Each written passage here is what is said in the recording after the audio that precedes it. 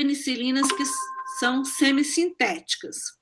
As naturais, nós temos a penicilina G, que é parenteral, ou seja, não é por via oral, e nós temos a penicilina V, que ela é oral. E das penicilinas G, nós temos a cristalina, a procaína e a benzatina. Vocês devem lembrar bem da penicilina G-benzatina, que é a benzetacil. Mas todas essas aqui são benzilpenicilinas, não é só a benzetacil. E das semissintéticas nós temos as aminopenicilinas, as penicilinas resistentes a penicilinases, as carboxipenicilinas e as ureidopenicilinas, nós vamos ver todas hoje, e ainda vamos estudar uma bactéria. Então, os beta-lactâmicos, como eu disse, todos eles são bactericidas. Todos eles vão agir na síntese da parede celular bacteriana. Então, nós temos várias formas de agir sobre a bactéria, na síntese do ácido nucleico, na síntese de proteínas, na formação do folato e na síntese da parede celular. Então, os beta-lactâmicos, eles estão aqui, ó, agindo na inibição da parede celular da bactéria. Então, como é que isso funciona? Veja só o mecanismo de ação das penicilinas. Aqui a gente tem a bactéria, aqui esse verdinho é a parede celular, aqui esse roxinho é a membrana celular. E lá dentro, como ele é um procariótico, a gente tem o DNA livre no citoplasma. Então, como é que acontece isso? O antibiótico, que é o beta-lactâmico, todos aqueles 4, eles vêm e se ligam aqui nas proteínas ligadoras de penicilina. Essas proteínas ligadoras de penicilina, elas estão ligadas na membrana celular, que é esse roxinho. Elas são transpeptidases. O que são transpeptidases? As transpeptidases, elas fazem esses cruzamentos, esses cross-linkages, que são formados por um aminoácido e por um açúcar. Por isso essas paredes são chamadas paredes de glicosaminoglicanos, ou seja, uma glicose com um aminoácido. Então, as transpeptidases formam esses cross-links, esses cruzamentos. Esses cruzamentos, eles se ligam e formam essa estrutura da parede celular que é toda cruzada e estável. Então, quando o beta-lactâmico se liga às proteínas ligadoras de penicilinas, que a gente chama de PBP, que são as transpeptidases, eles impedem que a transpeptidase formam esses cruzamentos, então essa reticulação da parede celular não se forma. Então, a bactéria ela vai crescer e reproduzir sem uma estabilidade dessa parede celular. Aí, o que acontece? A água entra nela e ela não tem estabilidade, ela não é rígida, a bactéria se rompe, e assim o beta-lactâmico mata a bactéria, causa a lise da bactéria. Então, como eu já disse, todas as penicilinas, como todos os beta-lactâmicos, são bactericidas. A penicilina, ela foi descoberta em 1928 por Alexander Fleming. O que o Alexander Fleming fez? Ele pegou uma placa, que essa aqui é a foto da placa original dele, e começou a semear bactérias. Aí ele viu que aqui estava crescendo um fungo. Aqui perto do fungo não estava crescendo nem a bactéria. E aqui longe do fungo estava crescendo muito a bactéria. Esse fungo era o Penicillium notatum. Aí ele foi estudar por que não estavam crescendo bactérias aqui perto do fungo. Aí ele descobriu uma um fármaco, um produto que estava inibindo o crescimento dessas bactérias. Ele deu o nome de penicilina, porque esse produto era produzido pelo penicílio notatum. Então, ele descobriu em 1928, mas ela só começou a ser produzida mesmo, a penicilina, 10 anos depois, lá para 1938, e só em 1941 é que ela foi utilizada como medicamento. Então, a penicilina, ela é um antibiótico de não muito largo espectro, porque as penicilinas, elas não têm ação sobre os gram-negativos, elas basicamente agem sobre os gram-positivos e alguns anaeróbios.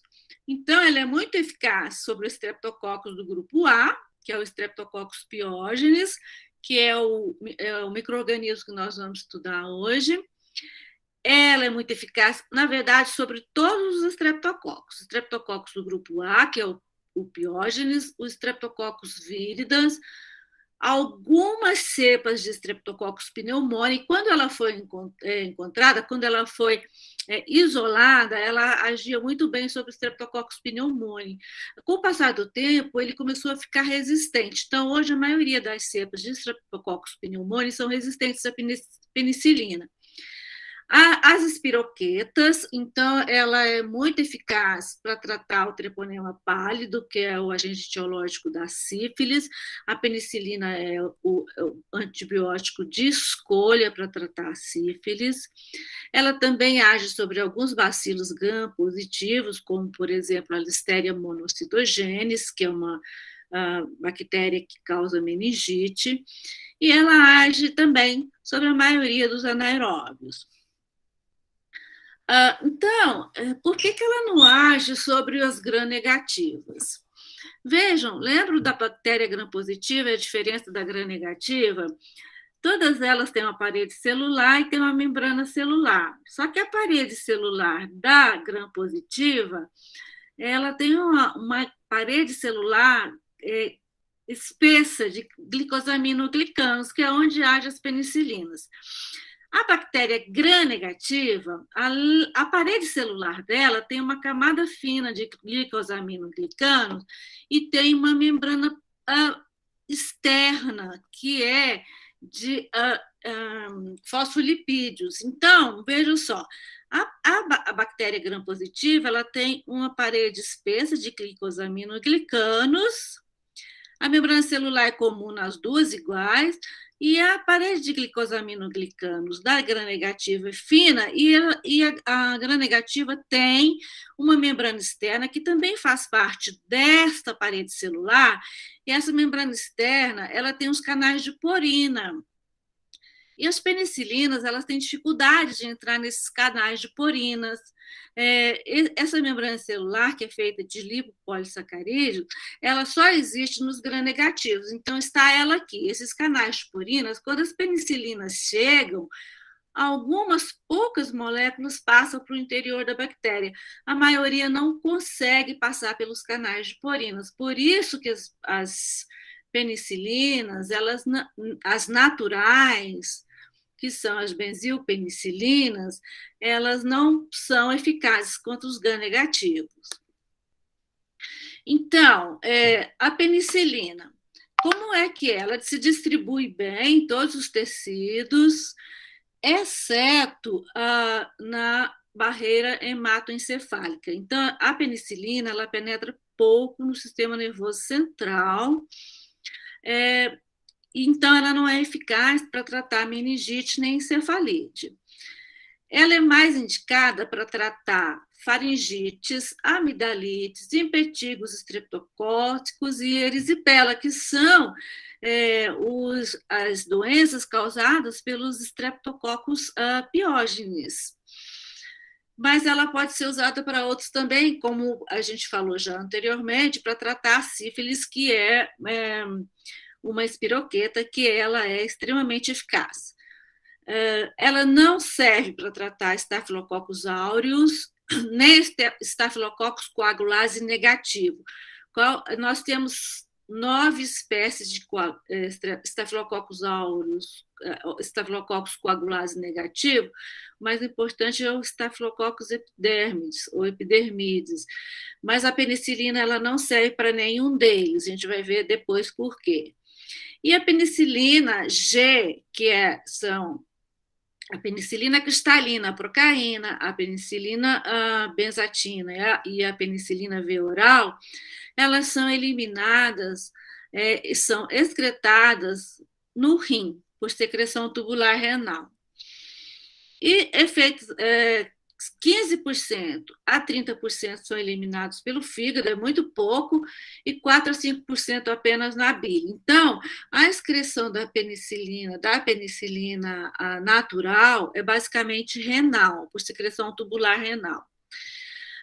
Efeitos adversos, quase não existem efeitos adversos causados pelo uso das penicilinas, a menos que o uso seja a uma dose muito alta ou o uso muito prolongado, que ela pode dar, a mais temida é a nefrite intersticial, quando a dose é muito alta, ou pode dar uma flebite no local da infusão, e raramente pode levar à leucopenia. Mas, de uma maneira geral, as penicilinas são os medicamentos que menos causam efeitos adversos. A gente tem também as reações de hipersensibilidade, a gente vai ver lá na frente, que são as alergias, que são muito raras. Então, a penicilina G, nós temos a penicilina G cristalina, a procaína e a benzatina. Nós temos as três, elas todas são penicilinas, benzilpenicilinas ou penicilina G. Elas são todas de uso parenteral, seja endovenosa ou intramuscular, nenhuma delas de uso oral. Então, vejam só a diferença entre elas. A penicilina cristalina, eu faço só endovenosa. Quando eu faço a penicilina cristalina endovenosa, ela tem um pico de ação muito rápido e uma concentração máxima muito alta, mas logo ela vai caindo e com 4 horas ela não tem mais efeito. Então, a penicilina cristalina, como ela é endovenosa, o paciente tem que estar internado, e eu tenho que fazer a penicilina cristalina de 4 em 4 horas, para que eu tenha o efeito desejado. Já a penicilina procaína, ela é feita intramuscular. Ela é feita intramuscular, ela vai subindo um pouco mais devagar do que a penicilina cristalina, atinge um pico sérico bem menor do que a cristalina, e ela começa a cair, e aí com 24 horas não tem mais nada. Mas, com 12 horas, ela já cai abaixo da concentração inibitória mínima, de forma que a penicilina G-procaína ela tem que ser administrada de 12 em 12 horas.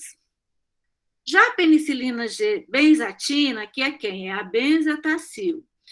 Ela é aplicada intramuscular, ela é uma penicilina que nós chamamos de depósito. Ela fica ali no músculo, sendo liberada muito lentamente. Essa liberação da penicilina benzatina, ela ocorre durante 15 a 21 dias, embora ela atinja um pico sérico bem mais baixo do que tanto a cristalina quanto a procaína, ela tem uma atividade por tempo prolongado. Por isso, a gente não faz a penicilina benzatina, repete 3 dias depois, 5 dias depois. A penicilina benzatina, se eu quiser fazer de novo, eu vou fazer só 21 dias depois. Por isso que na profilaxia da febre reumática, o paciente de risco que faz a profilaxia, ele faz a penicilina benzatina de 21 em 21 dias. Então, vamos falar aqui da penicilina cristalina, que é aquela que a gente faz endovenosa. Como o pico sérico dela cai muito rápido, a gente faz, de maneira geral, de 4 em 4 horas. Quando as infecções são mais leves, podemos até fazer de 6 em 6, mas o habitual é fazer de 4 em 4. Qual é a principal indicação dela? A principal indicação dela é o Streptococcus do grupo A, que é o Piógenes.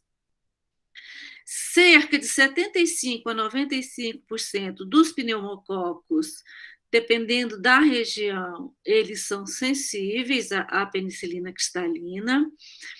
Os estreptococos do grupo A, que são os estreptococos viridans, que são aqueles que causam endocardite, eles também são muito sensíveis à penicilina cristalina, e os treponemas, principalmente o treponema pálido, que é o agente etiológico da sífilis, também é muito sensível. Então, a gente usa para faringite estreptocócica, amidalite estreptocócica, impetigo estreptocócico, se a gente tiver certeza que é estreptocócico. Se nós estivermos em dúvida que é estáfilo, nós não podemos usar a penicilina cristalina. O impetigo, em cerca de 80% das vezes, o agente etiológico é o Streptococcus pyogenes. Para sífilis e para leptospirose. A leptospira, ela é muito sensível também. A leptospira é uma bactéria e ela é muito sensível à penicilina. A gente pode usar também para tétano, porque a penicilina age sobre alguns anaeróbios, por exemplo, o Clostridium tetani, e a gente pode usar para oftalmite por gonorreia, que é esse caso dessa gravura aqui. A gonorreia, que é tratada por penicilina cristalina, é só oftalmite. A doença sexualmente transmissível, a doença genital, ela não é suscetível ao tratamento por penicilina. A gente tem que usar outras medicações, a gente vai ver em outras aulas, que principalmente, a primeira escolha é a ceftriaxone, que é uma cefalosporina, que também é um beta-lactâmico, mas não é uma penicilina. Então, eu posso tratar a oftalmite por gonococo com penicilina cristalina, mas não a doença genital. Lembrar que a penicilina altera a flora bacteriana e porque ela acaba matando os clostrídeos, mas ela não age sobre os bacterióides frágeis. A penicilina procaína é aquela que a gente faz intramuscular, de 12 em 12 horas, e hoje em dia ela quase não é usada mais, porque é uma penicilina que tem que ser usada de 12 em 12 horas, ela é intramuscular, e ela é feita por vários dias. Então, a penicilina, a procaína, ela é de difícil realização e alguns pacientes não aceitam porque ela é dolorosa. Então, a gente usa quando? Usa daqueles pacientes que são menos graves, que não precisam internação e que aceitam as injeções frequentes por alguns dias. Quais as principais indicações da penicilina procaína? Principalmente amidalites estreptocócicas, a erisipela e as pneumonias. Mas, como a gente tem outros antibióticos tão potentes quanto, ou mais potentes que, e que são mais fáceis de serem usados, raramente a gente tem usado a penicilina procaína. Existem alguns casos que associam, se vocês vão ver quando vocês forem para o hospital, vocês vão ver na emergência, algumas pessoas associando a penicilina procaína com a penicilina benzatina, quando vai fazer a benzatina. Mas isso não se faz, não tem na literatura. Por que ela chama procaína, essa penicilina? Porque a procaína, ela é um anestésico. Mas por que associar o anestésico à penicilina G? Para diminuir a dor? Não, não foi para diminuir a dor. É porque a procaína, ela faz uma vasoconstrição. Ela fazendo vasoconstrição, a penicilina permanece por mais tempo no soro. Então, ela é metabolizada mais devagar e isso eu mantenho o nível sérico por mais tempo. E a penicilina G-benzatina, que é a famosa bezetacil. Ela é uma penicilina que vocês viram lá no gráfico, que atinge uma concentração muito baixa, mas essa concentração baixa, ela é contínua por 2 a 4 semanas. Por isso, basta fazer uma injeção para tratar a amidalite ou tratar outra infecção que eu tenho certeza que ela é estreptocócica. Ela é de uso intramuscular, você sabe que ela é extremamente dolorosa, e ela como ela atinge uma concentração muito baixa, eu só uso para infecções estreptocócicas não complicadas. Então, geralmente, são amidalites não complicadas, principalmente a sua indicação. Não podemos tratar pneumococo com a benzatina, porque ela não atinge nível sérico suficiente para destruir o pneumococo. Não usamos nenhuma penicilina para tratar estáfilo, nem estafilococcus aureus, nem os coagulases negativos, e nem trato erisipela com a penicilina benzatina. Ela, mesmo que a erisipela for causada por um streptococcus, ela não atinge o nível sérico suficiente para tratar a erisipela. A erisipela é uma infecção mais grave da pele, né? E a penicilina benzatina, a gente não pode deixar de dizer que ela é a droga de escolha no mundo todo, pela OMS, para tratar a sífilis. Essa é uma figura que mostra um quadro de sífilis. Todas as vezes que vocês tiverem erupções cutâneas que acometem a palma e as solas dos pés, a região palmar e a região plantar, até que se prove o contrário, é sífilis, tá? Então tem que tomar cuidado. A droga de escolha para tratar sífilis é a penicilina benzatina. Então, qual é a dose que se faz para tratar a sífilis primária? 2.400.000 unidades. Cada ampola tem 1.200.000. Então, para tratar a sífilis, eu tenho que usar 2 ampolas no mesmo dia. Então, é uma ampola em cada nádega. Isso, sífilis primária, tá? Se for sífilis secundária, eu já tenho que repetir a dose outra vez. Se for sífilis terciária, já não serve mais a benzatina. Eu tenho que tratar com penicilina cristalina e internar, tá bom? Mas só para vocês saberem que a primeira droga de escolha, a primeira opção para tratar sífilis é a penicilina benzatina. E a penicilina oral? Se usa penicilina oral? Hoje, raramente a gente usa penicilina oral. Por quê? Porque ela é difícil de ser usada, porque ela tem que ser usada 6 em 6 horas. A biodisponibilidade diminui com alimentos, então ela é uma medicação que tem que ser feita no jejum. E quais são as indicações principais para usar a penicilina oral? Quando eu tenho alta suspeição que o agente etiológico é Streptococcus do grupo A, ou Streptococcus pyogenes, quando nas infecções dentárias, nas amidalites estreptocócicas não complicadas, eu posso fazer, quando o paciente não quer usar a penicilina benzatina. Nas infecções dentárias, que geralmente são outros tipos de streptococcus ou peptostreptococcus, ela era muito usada no passado, quando a gente tinha muito paciente em risco de febre reumática, então ela era usada em pacientes que não queriam fazer uso da bezetacil, que era de 21 em 21 dias, a gente poderia prescrever a penicilina V oral para prevenção de febre reumática, só que esse paciente tem que usar todo dia, até os 15 anos de idade. Então, é complicado usar a penicilina V para profilaxia de febre reumática. Hoje, a febre reumática já diminuiu muito a sua incidência. A gente pode usar como profilaxia para celulite recorrente naqueles pacientes que têm linfedema.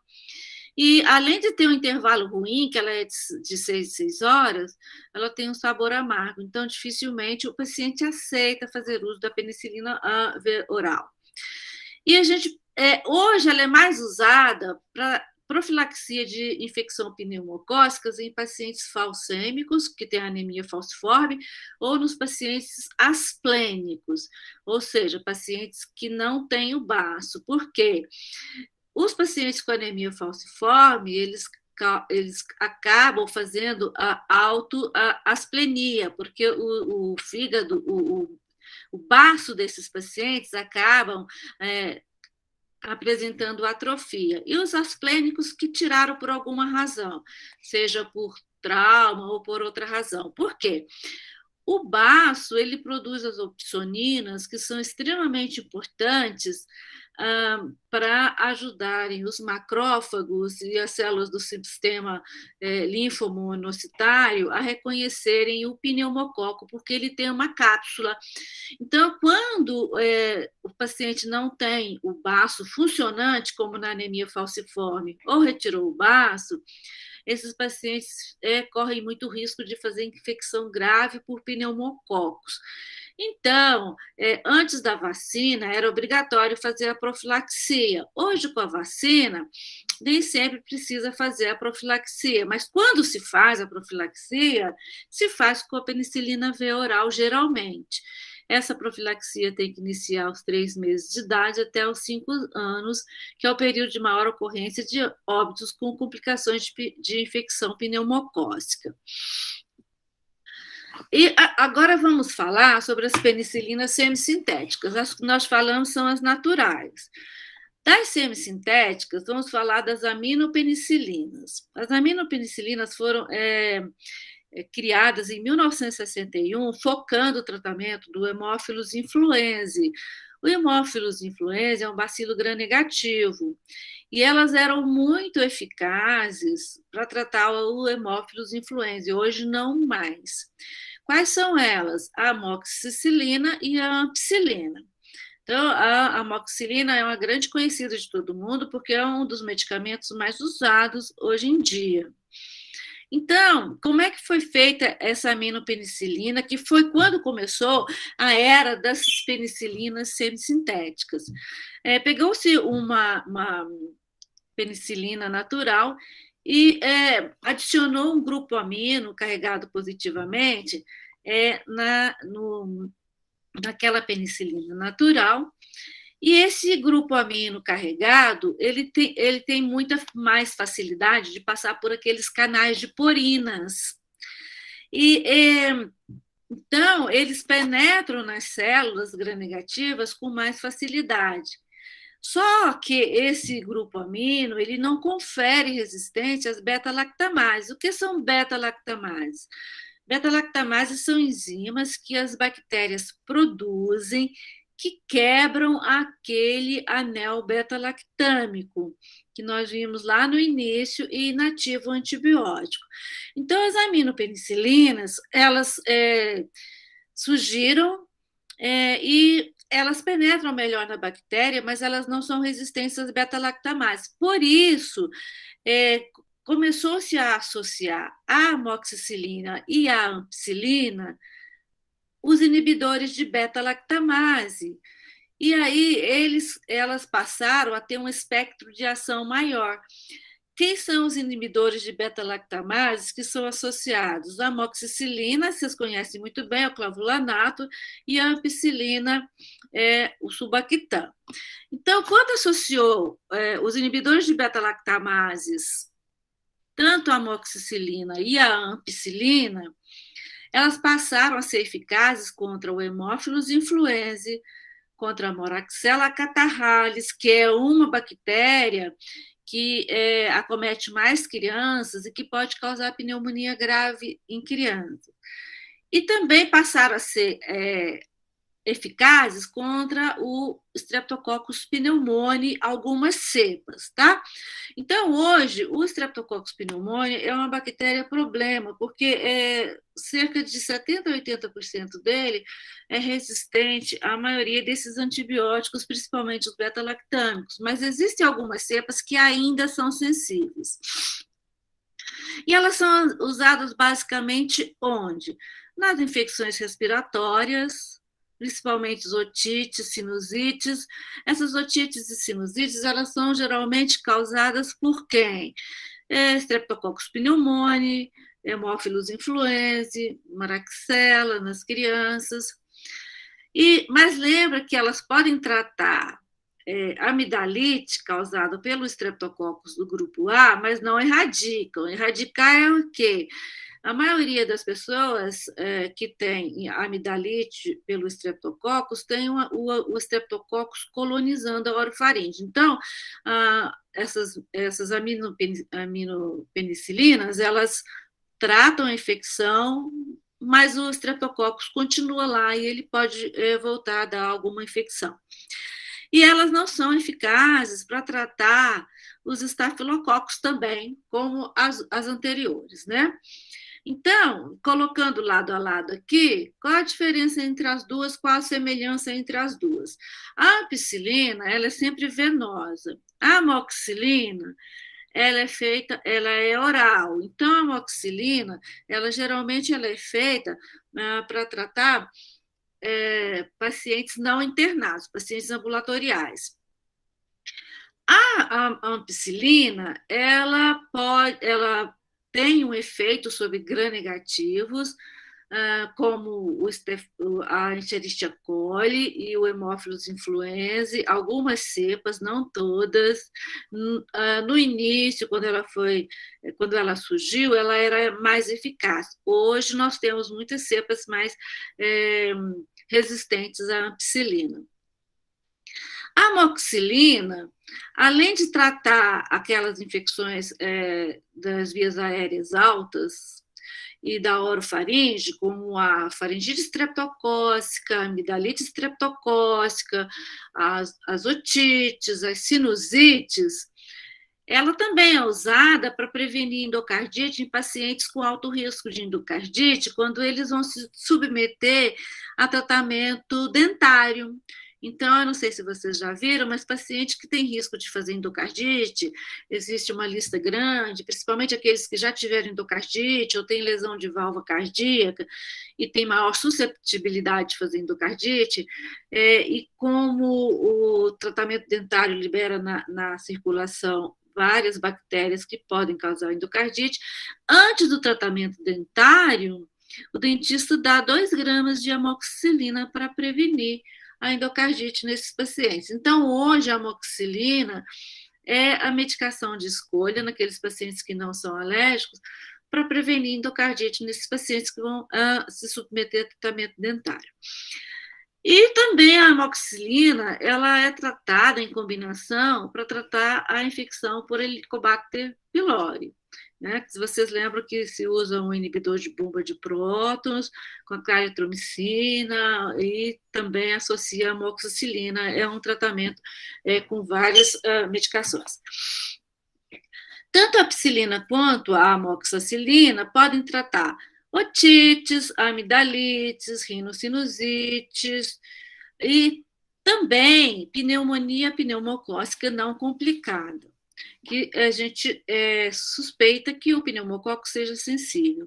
Só que a ampicilina eu vou usar naqueles pacientes que precisam internar e a amoxicilina nos pacientes que não precisam internar, que podem fazer o tratamento ambulatorial. A ampicilina também, ela pode ser usada como adjuvante no tratamento da meningite meningocócica, porque ela tem uma ação sobre o meningococo, a Neisseria meningitidis, e ela penetra muito bem na barreira hematoencefálica. E também, como ela age muito bem sobre a Listeria monocytogenes, ela pode ser usada para tratar a meningite da Listeria monocytogenes.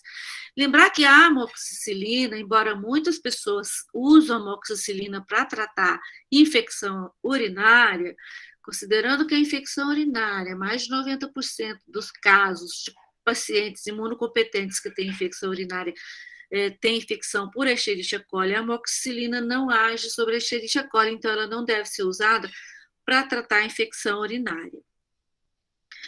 E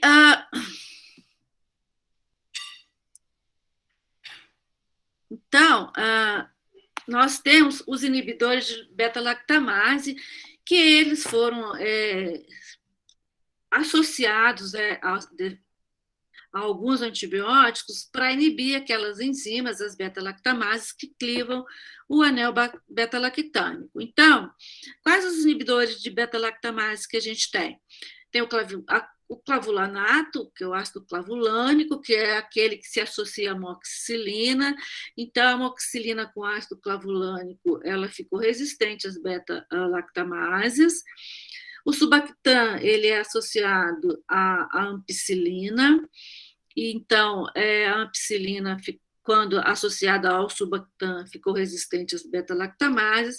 E o Tazobactam é um outro inibidor de beta-lactamase que foi associado à piperacilina, que é um antibiótico também penicilina, que a gente vai ver daqui a pouco. Então, quando eu associei o clavulanato com a amoxicilina, o que nós fizemos? Nós tornamos esse antibiótico de maior espectro, porque ele passou a agir sobre bactérias que produzem beta-lactamases. Ele não é mais potente, a amoxicilina não ficou mais potente, ela só aumentou o espectro. Ela passou a agir sobre bactérias que produzem beta-lactamases, mas ela não ficou mais forte ou mais potente em relação às bactérias. Lembrar que os pneumococos, eles adquirem resistência não produzindo beta-lactamase. Eles adquirem resistência modificando as proteínas ligadoras de penicilina, que nós vimos lá no mecanismo de ação. Então, a associação do clavulanato à amoxicilina não fez a menor diferença para o pneumococos, porque ele não produz beta-lactamase. Então, o que acontece? De preferência, eu não devo usar uma amoxicilina associada a um clavulanato para tratar uma doença causada por uma bactéria quando eu suspeito que ela é um pneumococo, um Streptococcus pneumoniae. Por quê? Quando eu vou tratar o Streptococcus pneumoniae com a amoxicilina, eu preciso de uma dose alta, porque eles são bactérias que necessitam dose alta de penicilina, ou então eles não são destruídos. Só que o clavulanato não permite eu elevar muito a dose do medicamento quando ele está junto, porque ele se torna tóxico. Então, quando eu vou tratar um paciente com suspeita de doença por pneumococo com uma amoxicilina mais clavulanato, eu estou atrapalhando, porque o clavulanato não me permite aumentar a dose da amoxicilina. E o clavulanato, ele não vai fazer a menor diferença, porque o pneumococo não produz beta-lactamase.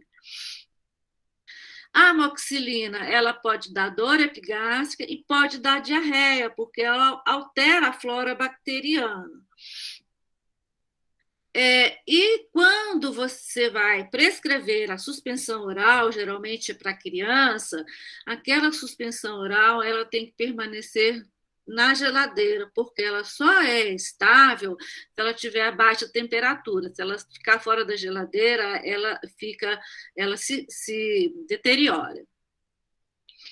E lembrar que eu tenho diferentes apresentações. Então, quando eu for prescrever com o clavulanato, eu tenho que ver se eu vou prescrever o clavulin BD ou o clavulin SS, porque as proporções de clavulanato mudam de acordo com a apresentação comercial.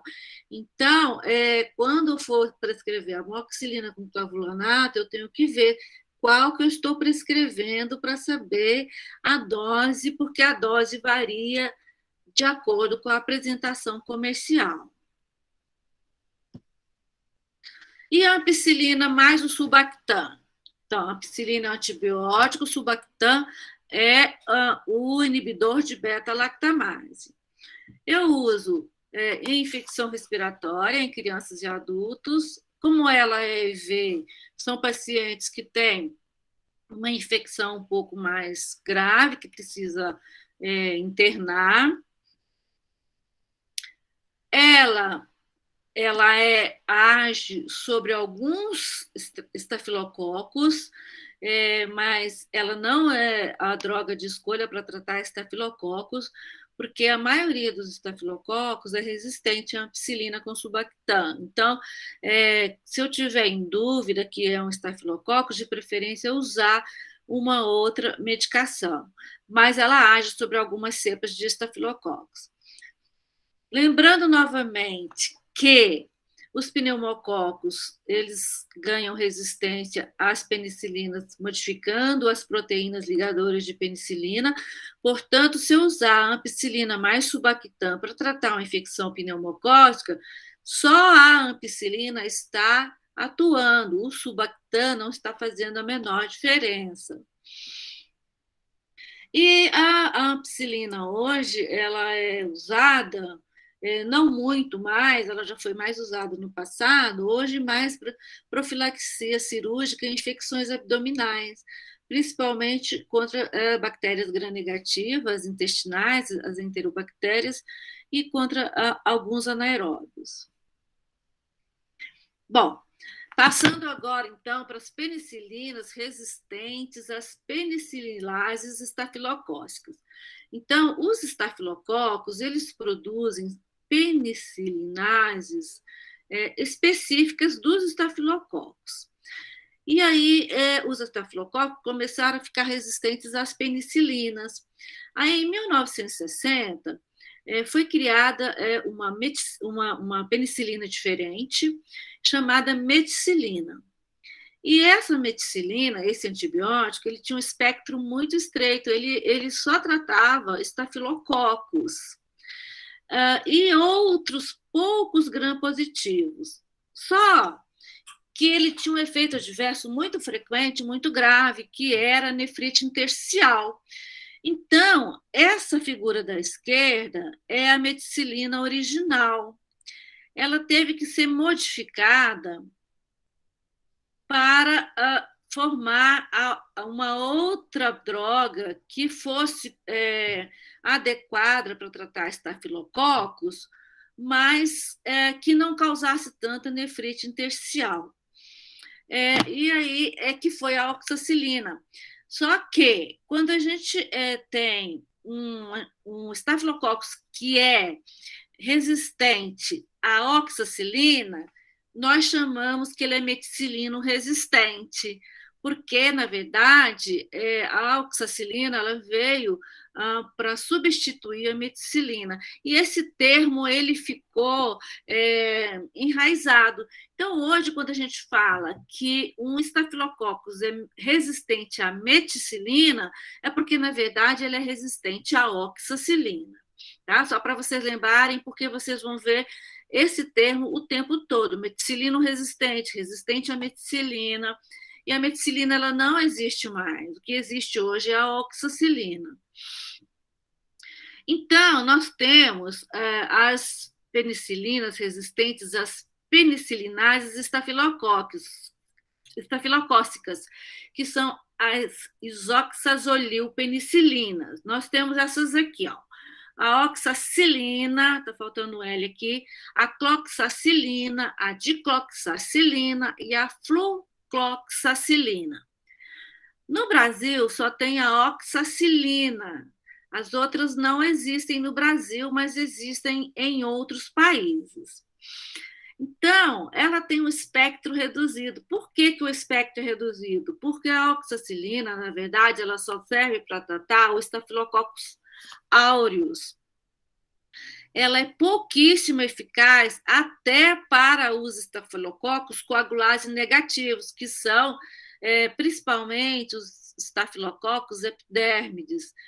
Só 30% dos estafilococos epidérmides são sensíveis à oxacilina. Então, basicamente, ela serve para tratar o Staphylococcus aureus. É uma droga extremamente importante, é muito usada quando nós temos suspeita de que um paciente está com infecção por Staphylococcus aureus sensível à meticilina. Então, com o passar do tempo, foram surgindo estafilococcus aureus resistentes a essas penicilinas, que como eu expliquei para vocês, eles são chamados Staphylococcus aureus resistentes à meticilina, porque, na verdade, eles são resistentes à oxacilina. E a sigla é essa aqui, vocês vão ver demais. É Staphylococcus aureus meticilino resistente. Significa que eles são resistentes à oxacilina, que é um antibiótico que foi criado para tratar só Staphylococcus aureus. Então, esses estafilococcus aureus são resistentes à oxacilina, causam infecções muito graves.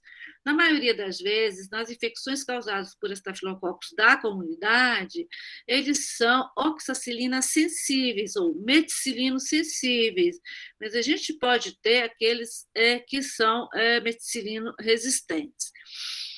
A oxacilina ela não serve para tratar Streptococcus do grupo A e nem Streptococcus pneumoniae. Na verdade, ela não serve para tratar nenhum Streptococcus. Ela é basicamente usada para tratar Staphylococcus. Então, a oxacilina ela é um medicamento que é feito EV, então o paciente precisa internar. Qual é a dose habitual? É de 500 a 1 grama, depende da gravidade, da severidade da doença, 500 a 1 grama a cada 4 ou 6 horas. Geralmente a gente faz de 6 em 6 horas.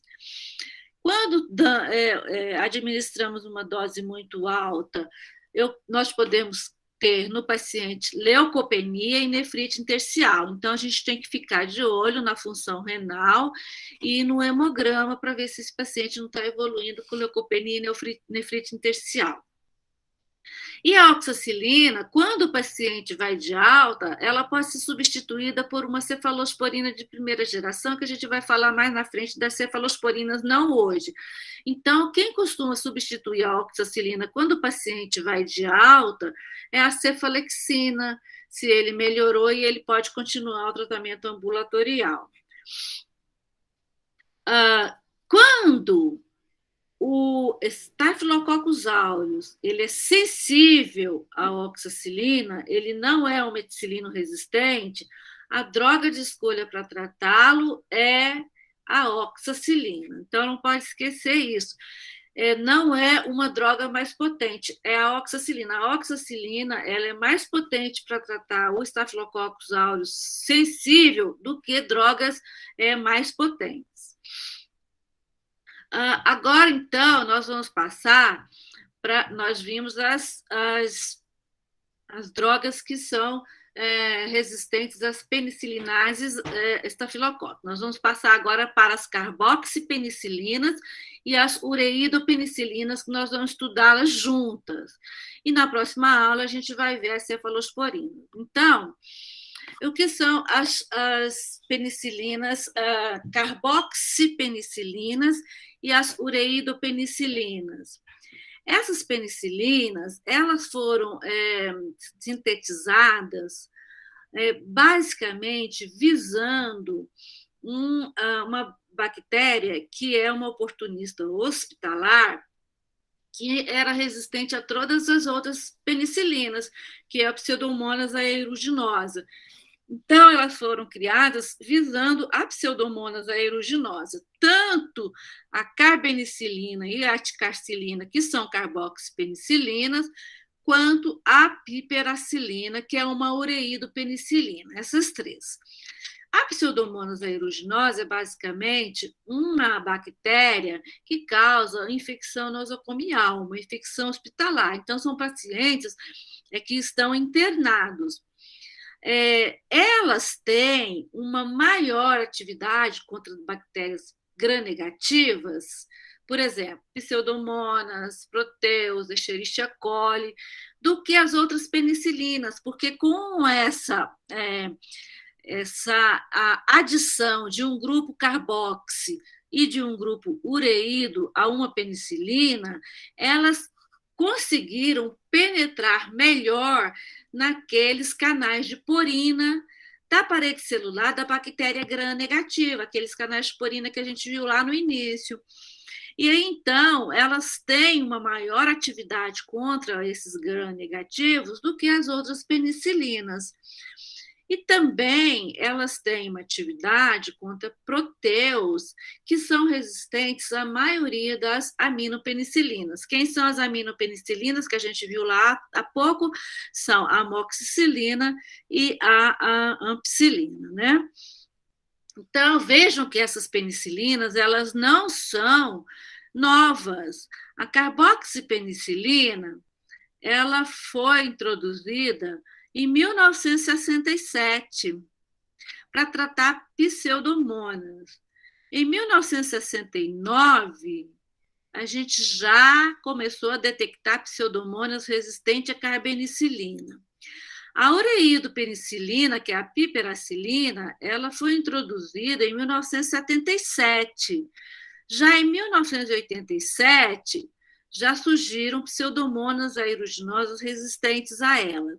Então, elas foram penicilinas criadas para tratar principalmente pseudomonas aeruginosas e hoje elas ainda são usadas para tratar pseudomonas aeruginosas, mas a gente precisa saber que existem pseudomonas resistentes a elas. Por isso, gente, que todas as vezes que a gente tem uma infecção, principalmente uma infecção hospitalar, nós precisamos da ajuda da cultura e do antibiograma para a gente detectar as cepas, para saber se aquela cepa realmente é sensível ou ela é resistente a essas a esses medicamentos. Vejam que a carboxipenicilina e a ureidopenicilina, que foram feitas para tratar pseudomonas, elas são muito antigas. Então, nós temos aqui todas elas, né? A carbenicilina e a ticarcilina são carboxipenicilinas. A piperacilina, ela é uma ureidopenicilina. A carbenicilina, a gente praticamente não tem mais para uso em humano, ela é muito usada na veterinária e na agropecuária. Nós temos a ticarcilina que a gente tem, ela é associada a clavulanato, a um inibidor de beta-lactamase, e ela é mais potente contra a Pseudomonas aeruginosa e Enterobacter. O que é o Enterobacter? É uma bactéria gram-negativa, é da família das enterobactérias intestinais. Ela, então, ela é mais potente do que a carbenicilina. E a piperacilina é uma ureidopenicilina. Ela é mais potente contra a Pseudomonas aeruginosa do que a ticarcilina e a carbenicilina. Das penicilinas de espectro estendido, a piperacilina ela é a mais potente contra pseudomonas aeruginosa. A piperacilina hoje ela só tem no mercado associada ao tazobactam. O que é o tazobactam? Também é um inibidor de beta-lactamase, que a gente viu lá 3.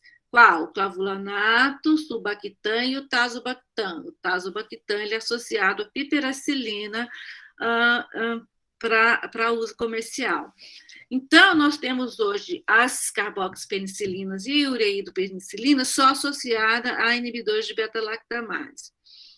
A gente tem que tomar cuidado porque a ticarcilina ela tem secreção renal, então a gente tem que tomar cuidado quando o paciente tem insuficiência renal, e ela tem uma potente ação em inibir a agregação plaquetária. Então, a ticarcilina, nós não podemos usar associada a nenhuma outra medicação que altere a agregação plaquetária, porque pode levar a sangramento importante. Por exemplo, a ticarcilina nunca pode ser usada junto com um AS, porque o AS também causa alteração da agregação plaquetária. Então, é uma medicação que a gente tem que usar monitorando a função plaquetária e a função hematológica. E a piperacilina, ela é muito usada hoje, associada a tazobactam, também intra-hospitalar, quando a gente tem suspeita de pseudomonas. A piperacilina ela é mais eficaz do que a carbenicilina, do que a ticarcilina, e ela tem ação sobre 2 bactérias que as outras não têm, que é a Klebsiella e o Enterococcus. O Enterococcus é uma bactéria gram-positiva, mas a piperacilina age bem sobre ela. Nós temos dois tipos de enterococcus, o Faeces e o Fecalis, que causam infecções hospitalares muito graves, e a piperacilina tem uma boa ação sobre elas. Elas são ineficazes contra as bactérias produtoras de ESBL. O que são ESBL? ESBL são beta-lactamases de espectro estendido.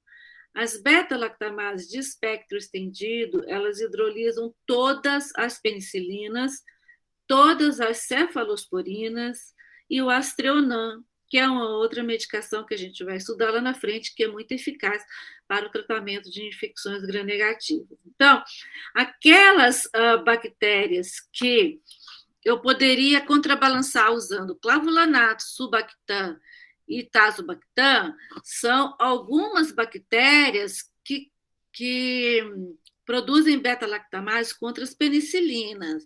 Essas bactérias geralmente não causam hidrólise do anel beta-lactâmico dos outros beta-lactâmicos, mas aquelas bactérias que produzem as ESBL, elas hidrolisam não só as penicilinas, elas hidrolisam também as cefalosporinas e o Aztreonam.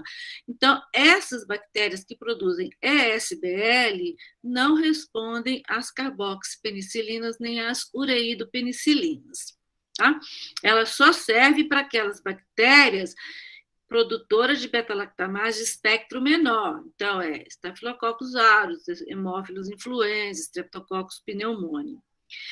E elas podem ser combinadas com aminoglicosídeo, porque o aminoglicosídeo ele tem um efeito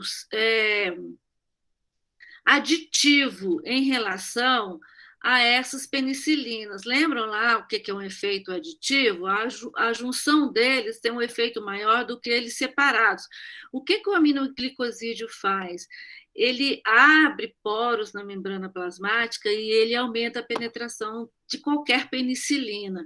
Então, muitas vezes a gente associa o aminoglicosídeo a uma penicilina para tratar, por exemplo, uma bactéria gram-positiva, não porque ele vai agir sobre a bactéria gram-positiva, mas porque ele aumenta o efeito da penicilina. Só que tem uma coisa, a gente não pode administrar o aminoglicosídeo no mesmo momento, porque eles são incompatíveis. Um pode hidrolisar o outro e inativar o outro. Então, a gente pode associar ao tratamento, mas tem que dar mais ou menos 1 hora de administração ou diferir o local de administração entre os aminoglicosídeos e as penicilinas. Então, eu trouxe esse slide aqui para tirar um mito que nós temos em relação às penicilinas, que é a alergia à penicilina. Quando vocês forem para o hospital, vocês vão ver muitos pacientes falando que são alérgicos à penicilina. E na maioria das vezes não são, porque o paciente, se ele tem tontura, se ele tem alteração visual, se ele ficou com falta de ar, ele vai dizer que ele tem alergia à penicilina. Mas, na maioria das vezes, não tem alergia à penicilina. Esse é um artigo recente, de 2019, ele mostra que, embora muitos pacientes relatam que são alérgicos à penicilina, a hipersensibilidade clínica mediada por IgE, que é a verdadeira alergia, ela só ocorre em menos de 5% dos pacientes, tá? Então, menos de 5% dos pacientes têm alergia verdadeira à penicilina. Então, para vocês saberem disso, por quê? Porque a penicilina é uma medicação muito importante no uso clínico. Por exemplo, é a única medicação que serve para tratar sífilis congênita de forma adequada. Se a gente deixar de usar as penicilinas achando que os pacientes são alérgicos, nós vamos deixar de usar um antibiótico muito bom. Então, menos de 5% tem alergia. tá? E outra coisa, os pacientes que têm alergia verdadeira, que estão dentro desses 5%, de uma maneira geral, 80% deles deixam de ser alérgicos em 10 anos. Então, a alergia à penicilina, quando ela ocorreu na infância e na adolescência, ela não fica para sempre. Ela se resolve e o paciente, em 80% dos casos, deixam de ser alérgicos à penicilina. Outro mito que existe é que a gente não pode dar penicilina para um paciente, não pode dar cefalosporina para um paciente que é alérgico à penicilina, que é também um mito, porque apenas 2% dos casos tem reação cruzada com as penicilinas. Então, na maioria das vezes, eu posso sim dar uma cefalosporina para um paciente que tem alergia à penicilina, porque a reação cruzada é muito baixa, 2%. Eu só não vou dar cefalosporina para um paciente que relata alergia à penicilina se ele teve uma reação anafilática, se ele teve um choque anafilático. Aí, nesse caso, eu não vou dar, mas na maioria das vezes o paciente não tem nenhuma história e ele pode sim usar a cefalosporina. Bom, então, dentre acabando as penicilinas, na semana que vem nós vamos ver as cefalosporinas, vamos estudar um patógeno. Então, todos os dias a gente vai estudar um patógeno relacionado àquele antibiótico que a gente usou. Hoje a gente vai estudar o Streptococcus pyogenes. Quem é o Streptococcus pyogenes? A gente falou muito dele hoje, não é? Ele é um Streptococcus que é um coco gram-positivo, vocês estão vendo ele aqui do lado, a gente fala que é um coco gram-positivo em cadeia, ou em colar de pérolas. Está vendo que ele vem e forma essa cadeia um atrás do outro? É diferente do pneumococo, que ele vem aos pares, por isso a gente chama que eles são diplococos. Aqueles não são aos pares, aqueles formam cadeias. Então, quando você vê um coco gram-positivo, assim, um atrás do outro, formando um colarzinho, a chance de ser um Streptococcus pyogenes é muito grande. Ele também é chamado Streptococcus do grupo A, e vocês vão ver essa terminologia chamando de GAS, Streptococcus do grupo A. Por que eu trouxe para a gente estudá-lo aqui hoje? O Streptococcus ele é uma bactéria que universalmente é sensível aos beta-lactâmicos, a todos os beta-lactâmicos, as penicilinas mais simples. Só que ele continua a gerar uma morbidade, uma mortalidade mundial significativa, porque é uma bactéria potencialmente muito grave. Vocês vejam aí que o Streptococcus pyogenes ele causa mais de 500 mil mortes por ano no mundo. É muita morte. E aí, o que nós sabemos? Nós sabemos que muitas crianças são portadoras assintomáticas na orofaringe do Streptococcus pyogenes. 5 a 21% das crianças têm o Streptococcus na orofaringe como comensal. Ele fica lá sem causar nenhum problema, mas ele pode, de repente, causar algum problema. O número de adultos portadores assintomáticos é um pouco menor, é apenas de 0,6 a 11%, mas também existem muitos adultos que são portadores assintomáticos. O Streptococcus pyogenes, ele pode causar uma doença não invasiva, que é menos grave, mais uma doença invasiva, que é muito grave. Da doença não invasiva, nós temos a faringite streptocócica. A faringite streptocócica, ela não aparece assim como a amidalite streptocócica. A gente não vê esses exudados. Na faringite streptocócica, geralmente a gente vê só uma hiperemia muito intensa, o paciente tem febre, chega toxemiado, é a faringite, mas nós temos também a amidalite streptocócica, nós podemos ter celulite, nós podemos ter erisipela, nós podemos ter impetigo e nós podemos ter a escarlatina. Essa é a doença não invasiva causada pelo Streptococcus pyogenes. E a invasiva? A invasiva, nós podemos ter o mesmo Streptococcus pyogenes causando uma fasciite necrosante. O que é fasciite necrosante? Ele causa uma necrose da fáscia muscular, e aí é um quadro muito grave que precisa debridar, porque ele causa necrose. Então, a fasciite necrosante é considerada uma doença invasiva pelo Streptococcus pyogenes. E nós temos também a síndrome do choque tóxico estreptocócico extremamente grave, que causa um choque hipovolêmico por vasodilatação no paciente, e a mortalidade é muito alta. Além das infecções diretas, o que nós podemos ter pelos estreptococos do grupo A? A febre reumática e a glomerulonefrite difusa aguda, que vocês, se não viram, vocês vão ver. Vocês já viram, porque vocês viram no semestre passado, foi na pediatria, né? Que são as sequelas não por lesão direta da bactéria, mas por uma reação autoimune a antígenos deixados pelo Streptococcus pyogenes por uma infecção que aconteceu 1 ou 2 ou 3 semanas anterior, né? Então, a febre reumática e a glomerulonefrite difusa aguda são doenças autoimunes desencadeadas por antígenos liberados pelos Streptococcus pyogenes e que são potencialmente graves. A febre reumática hoje ela é muito menos frequente do que a gente via no passado. E existem colonizadores assintomáticos tanto da pele quanto da mucosa da nasofaringe. Outra doença não invasiva é a escarlatina, que é a doença exantemática da criança, que vocês também viram no semestre passado, a gente vai falar um pouquinho mais. E vejam aqui que a doença invasiva pelo Streptococcus do grupo A, ela não é muito rara. A gente tem 11.000 a 13.000 casos por ano da doença invasiva. E considerando que a doença invasiva é muito grave, esse número é um número muito alto.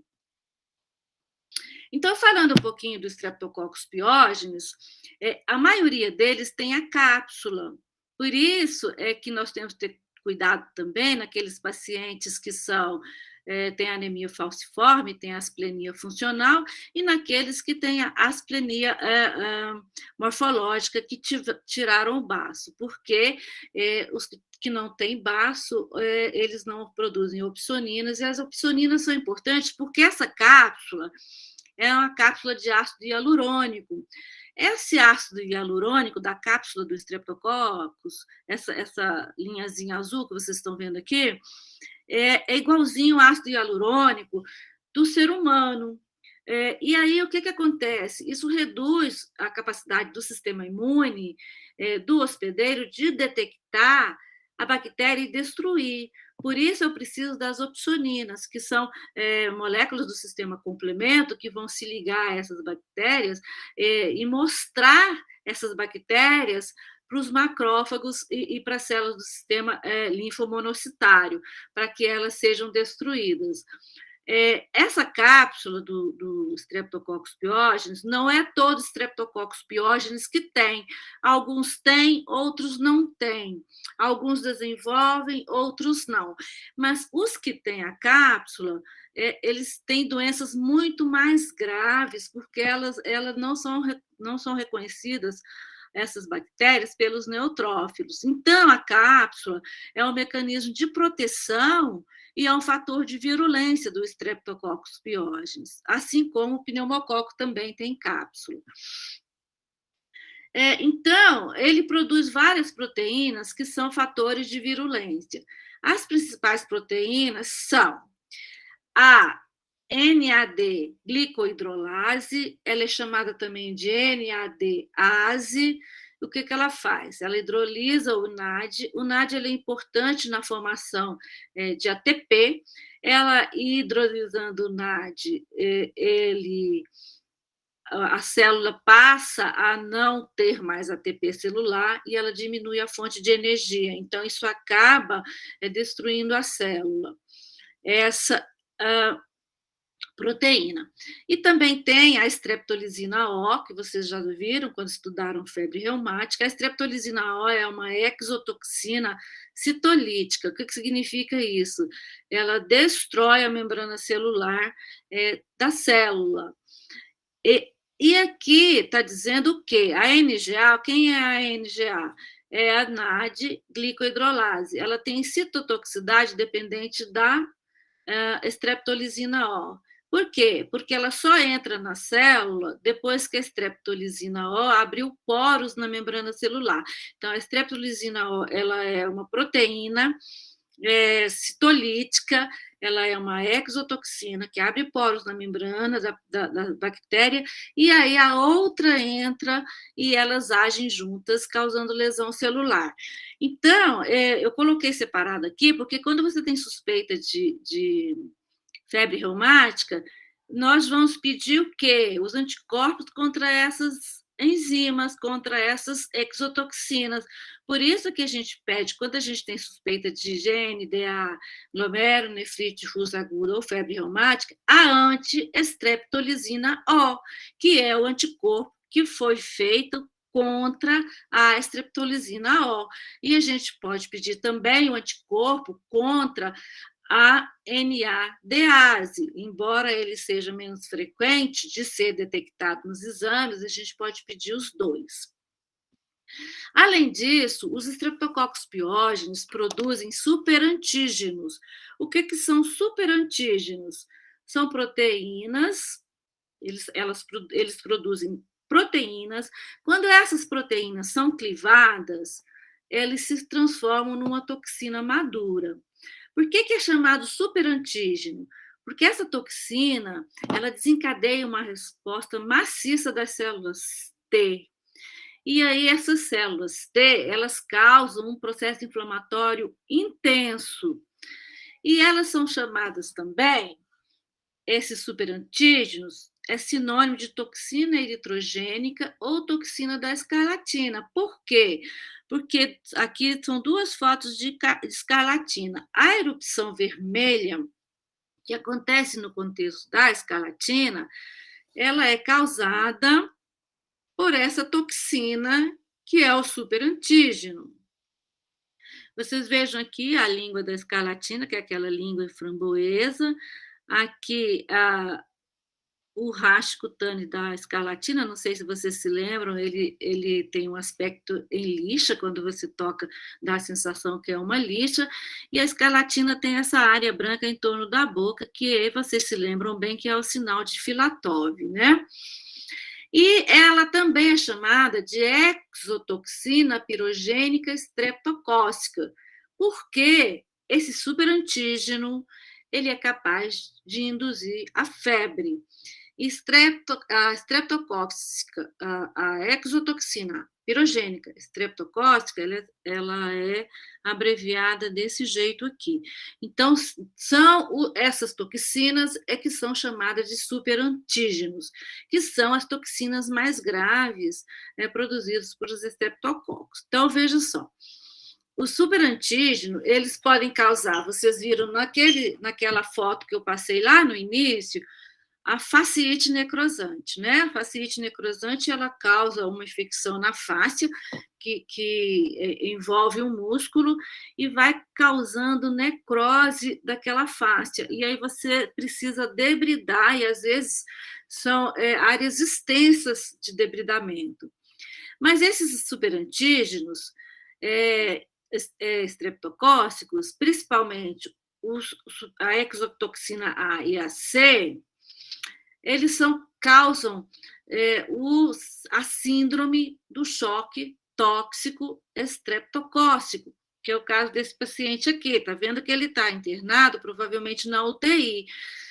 Quando o Streptococcus piógenes produz esse superantígeno, que é uma exotoxina, elas induzem a liberação maciça de citocinas pelas células T. E essas toxinas, essas células T, essas citocinas que são liberadas pelas células T, elas vão causar um processo inflamatório intenso e aumento da permeabilidade vascular.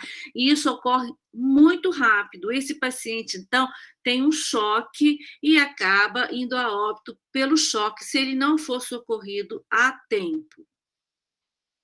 Então, os estreptococos piógenes, na maioria das vezes, eles têm uma baixa transmissão, é muito baixa a transmissão entre adultos, então, não precisam ficar com medo daquele paciente que tem um caso leve de amidalite ou de faringite, porque a transmissão entre adultos é muito pequena. A transmissão ela ocorre mais entre crianças e entre pacientes imunocomprometidos. O portador de orofaringe ou portador da pele não tem associação com a infecção de tecidos moles.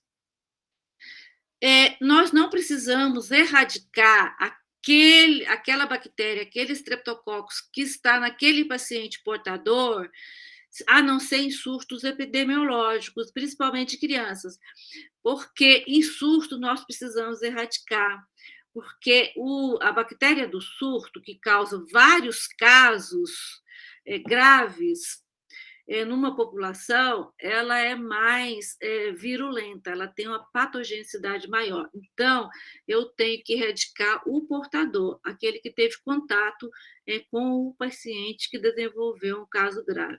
Aqui em Brasília, a gente teve mais ou menos 8 anos, numa escola da Asa Sul, acho que foi na Escola Marista, nós tivemos 2 casos de meningite por Streptococcus piógenes.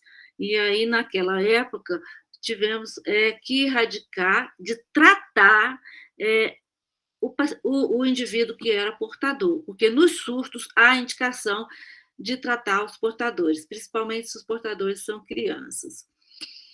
E esses pacientes que apresentam casos graves, por exemplo, a fasciite necrosante e a síndrome do choque tóxico, nós devemos também fazer profilaxia antibiótica para todos os contatos domiciliares, ou seja, após as infecções invasivas, porque o risco do familiar desenvolver um quadro grave, ele existe. Por que aquele caso foi grave? Porque aquele streptococcus, ele é diferente, ele produz a toxina tipo A e tipo C.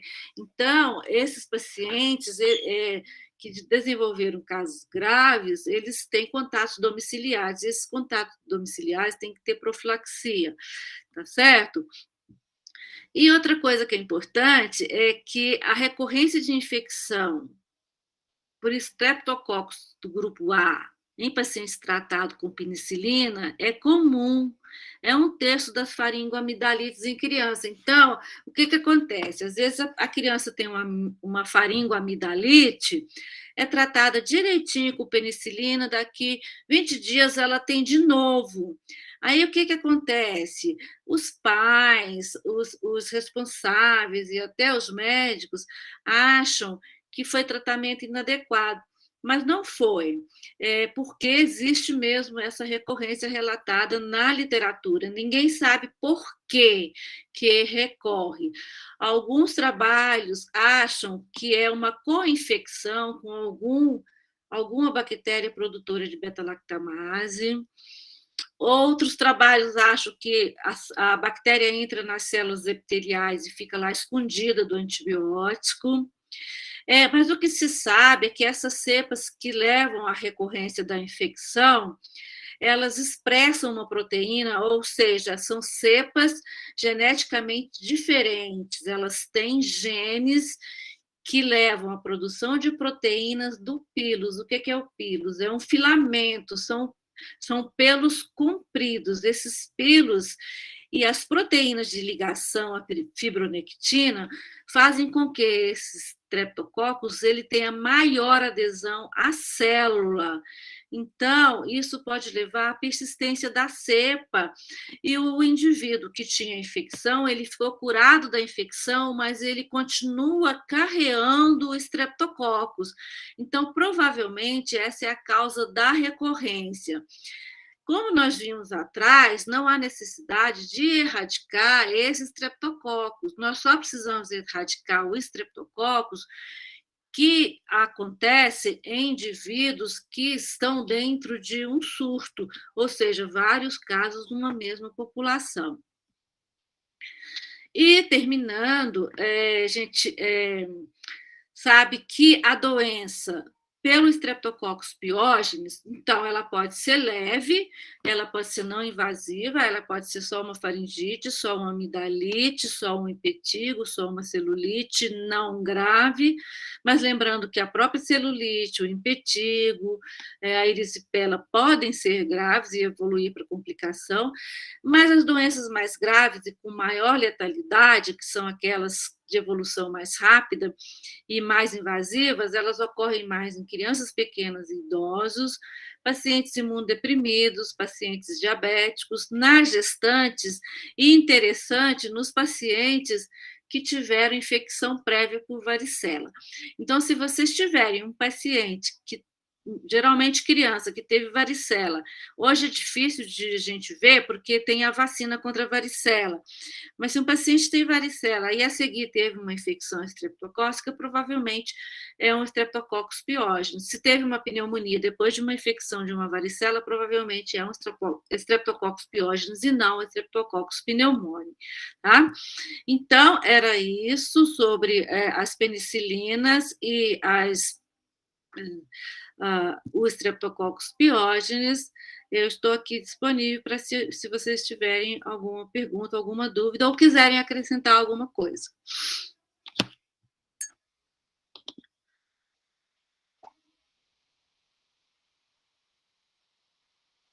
Essa é uma aula extensa, é só um quarto dos beta-lactâmicos, as penicilinas. Lembrar que cai na prova tanto o antibiótico quanto o micro-organismo, tá? O agente que a gente estudou, que é o Streptococcus pyogenes.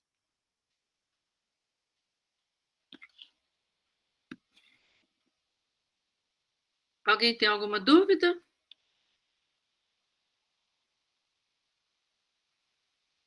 Não? Então, boa noite para vocês. Semana que vem é feriado, né? A gente não vai ter aula de antibiótico, tá? Obrigada.